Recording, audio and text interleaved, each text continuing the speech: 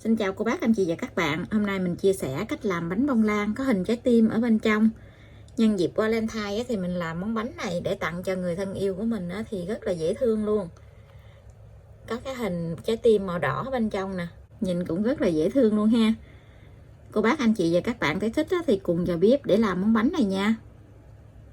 Phần nguyên liệu thì ở đây mình có 85g bột mì số 8, 80g đường, 3 trái trứng gà, 25g bơ không muối, 25g sữa tươi không đường, một chút xíu vani và một chút xíu màu đỏ để tạo hình màu trái tim. Đây là màu thực phẩm làm bánh á. Phần nguyên liệu thì mình sẽ để dưới đường mô tả để cho cô bác anh chị dễ tham khảo nha. Mình cho 3 trái trứng vào trong tô để mình đánh. Hôm nay thì mình làm bánh nguyên trứng luôn, không có tách lòng.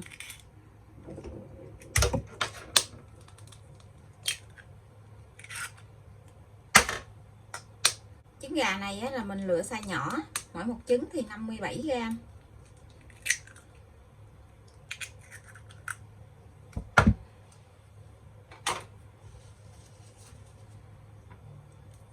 Mình cho một chút vani vô trong trứng luôn.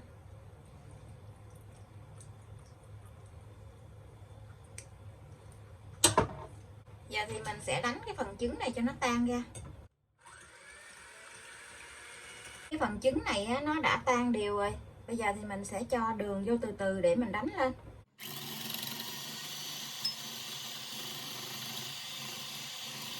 Cái máy mình có 6 số thì mình đánh ở số 4 nha. Mình đánh khi mà cái phần trứng này nó có cái bọt nhỏ thì mình sẽ hạ xuống còn số 2 và mình tiếp tục mình đánh nha. Mình đánh khi nào mà mình dở cái que đánh trứng lên á, mình thấy cái đường chảy của nó không có bị lan ra vậy là được nha. Mình có thể vẽ chữ lên được luôn vậy nè, nó không có bị lan ra liền á, như vậy là được. Mình sẽ đi gây cái phần bột này. Cái phần bột này thì mình chia ra làm 2 lần để mình gây qua mình trộn cho nó đều lại á.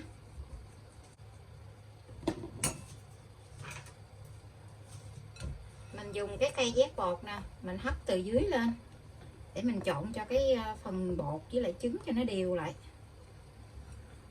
Cái công thức này là cũng giống như cái công thức hôm bữa mình chia sẻ cái bánh bông lan nguyên trứng á, nó cũng giống vậy nhưng mà mình làm theo cái cách khác.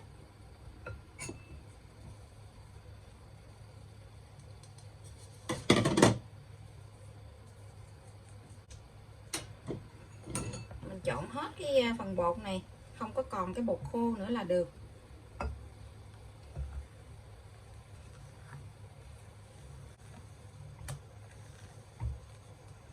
Giờ thì mình sẽ cho cái phần bơ với lại sữa vô. Bơ với sữa thì mình cho chung với nhau vậy để mình dễ trộn cho nó đều á. Bơ thì mình để ra cho nó tan chảy.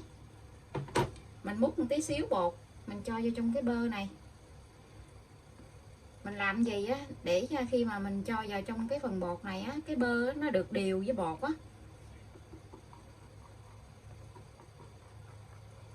Mình cho ngược lại.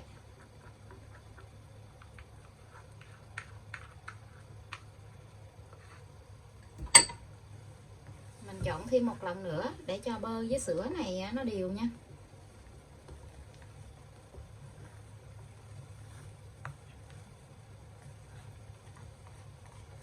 Mình vét từ ở phía dưới lên gì để cho nó đều.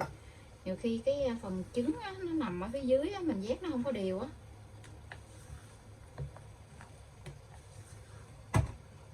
Trộn cho nó đều rồi, bây giờ thì mình sẽ chia cái phần bột này ra làm 2 để mình làm cái phần màu đỏ của trái tim.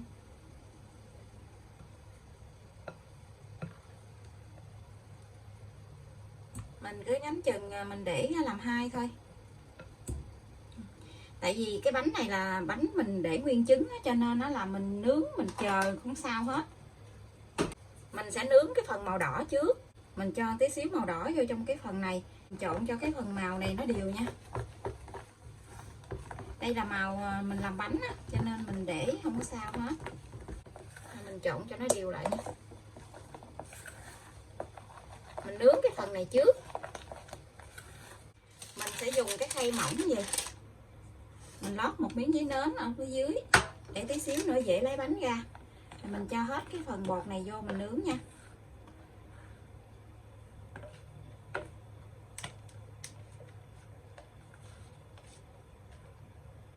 Mình tràn ra cho nó đều hết. Mình để bánh vào trong lò để nướng nha. Cái lò mình có 3 ngăn thì mình để ngăn thứ 3, ngăn dưới luôn. Mình nướng ở nhiệt độ là 150 độ C. Mình mở 2 lửa, mình nướng 10 phút. Vì cái bánh này nó mỏng cho nên là mình chỉ nướng 10 phút là nó chín này. Bánh mình đã nướng xong rồi, mình không có cần phải để cái bánh ở trong lò. Mình lấy ra luôn. Cái màu rất là đẹp luôn nè.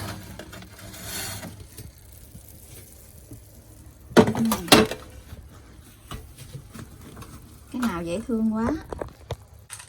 Để cho cái giấy nến này nó đứng cho nên mình dùng mấy cái cây tia ghim nè. Mình ghim. Giờ thì mình sẽ dùng cái khuôn hình trái tim á. Cái khuôn này nó hơi bự cho nên nó là mình bóp lại thành cái hình trái tim vậy. Mình sẽ cắt cái bánh nha. Mình cắt giống như hình trái tim vậy nè.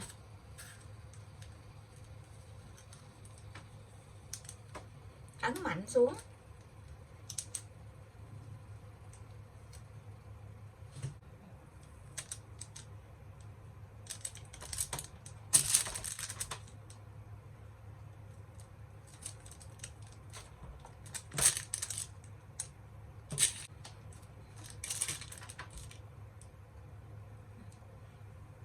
Cái hình trái tim gì. Bây giờ thì mình sẽ lấy mấy cái trái tim này ra. Mình sắp lại. Mình sắp cho nó đều với nhau gì.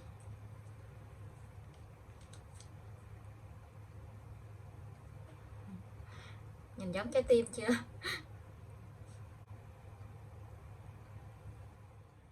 Mình đã tạo hình trái tim xong. Bây giờ thì mình đem cái phần này mình nướng chung với cái phần còn lại nha. Cái phần bột còn lại nè. Bây giờ thì mình sẽ để vào trong khuôn một lớp ở phía dưới. Một lớp mỏng nha.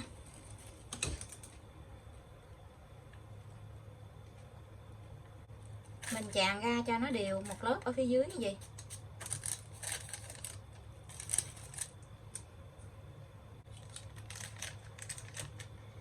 Mình sẽ đặt cái phần hình trái tim lên chính giữa. Mình dùng chiếc đũa mình kẹp để cho cái cái hình này nó đừng có bung ra. Thì mình cho hết cái phần bột này lên chính giữa với lại bên cái bánh nè.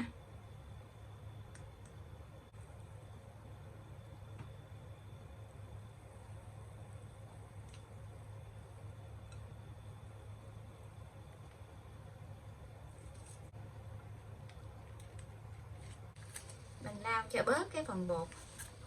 Mình cho bánh vào trong cái lò để mình nướng. Mình để ở rãnh dưới của lò luôn. Cái lò mình có 3 ngăn thì mình để ngăn dưới luôn. Mình nướng ở nhiệt độ là 150 độ C. Mình mở 2 lửa. Mình nướng 30 phút nha. Bánh mình nướng xong rồi. Bây giờ thì mình hé cửa lò ra. Mình để cái bánh ở trong lò thêm 5 phút nữa mình lấy ra nha. Mình lấy bánh ra.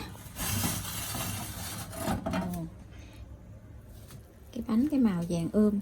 Ngon quá trời. Nó hơi bị gỗ mặt.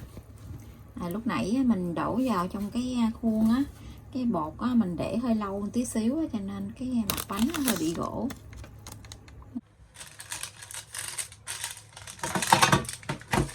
Mình lấy bánh ra, mình thả cái khuôn xuống dưới bàn vài cái để cho cái phần bánh này nó tách ra, với cái hơi ở bên trong á nó thoát ra bớt á. Mình cũng lấy cái bánh ra luôn nha.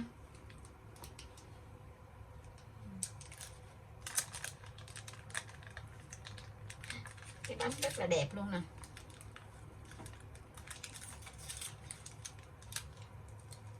Không có bị thắt eo.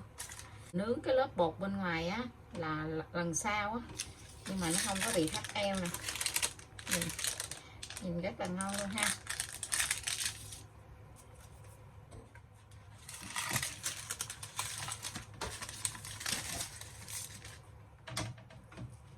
Mình mình để cái bánh cho nguội tí thì mình hãy cắt ra nha. Mình để lên trên cái dĩ gì nè, để cho cái hơi á, nó không có bị động lại á, nó không có đổ mồ hôi. Bánh nguội rồi, bây giờ thì mình sẽ cắt cái bánh này ra để mình coi ở bên trong cái hình trái tim nó ngay không nha.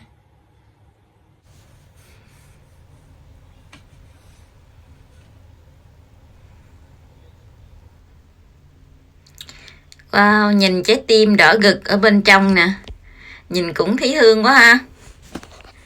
Bây giờ thì mình sẽ cắt hết cái phần bánh này luôn nha. Hình trái tim thì nó không có được ngay, nó không có được đẹp gì mấy, nhưng quan trọng là thành ý. Cô bác, anh chị và các bạn thấy thích thì cùng vào bếp để mình làm cái bánh bông lan hình trái tim này nha. Nhân dịp Valentine thì mình làm cái bánh như thế này mình tặng cho người thân của mình thì rất là dễ thương luôn. Bây giờ thì mình xin chào tạm biệt, hẹn cô bác, anh chị và các bạn lại video tiếp theo. Cảm ơn cô bác, anh chị và các bạn đã xem video của mình. Xin chào và hẹn gặp lại.